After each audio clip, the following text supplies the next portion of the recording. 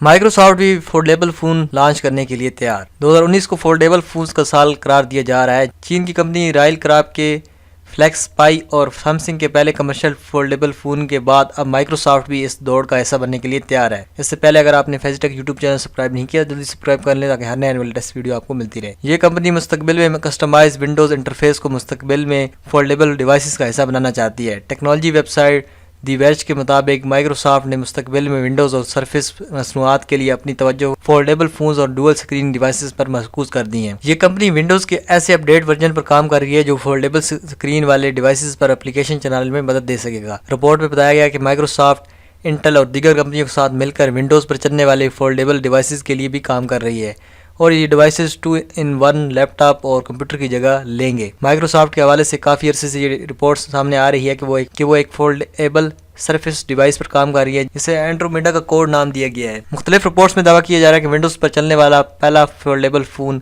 رواں سال کے آخر میں کسی وقت متعارف کرایا جا سکتا ہے۔ پچھلے سال جولائی میں دی ورج کی ہی رپورٹ میں بتایا گیا تھا کہ مائکروسافٹ کی جانب سے اس ڈیوائس پر خاموشی سے کام کیا جا رہا تھا اور مانا جا رہا تھا کہ یہ ایسا ٹیبلٹ ہوگا جو موبائل اور ڈیسک ٹاپ کمپیوٹر کے درمیان ایک نئی حد قائم کرے گا۔ رپورٹ میں بتایا گیا تھا کہ جیب میں آ جانے والا یہ نیا ٹیبلٹ اپنے ساتھ جدید ترین ہارڈ ویئر اور سافٹ ویئر تجربہ صارفین کو فراہم کرے گا۔ تاہم مائکروسافٹ کو ڈوئل سکرین اور فولڈیبل ڈیوائسز کی مارکیٹ میں سخت مسابقت کا سامنا ہوگا۔ گوگل پہلے ہی ایسی ڈیوائسز کی سپورٹ اینڈرائیڈ میں فراہم کرنے کا اعلان کر چکی ہے جبکہ فولڈیبل فونز مارکیٹ میں آنے کا سلسلہ بھی شروع ہو چکا ہے۔ تو دوستو آپ کو فولڈیبل فونز کے بارے میں کیا خیال ہے؟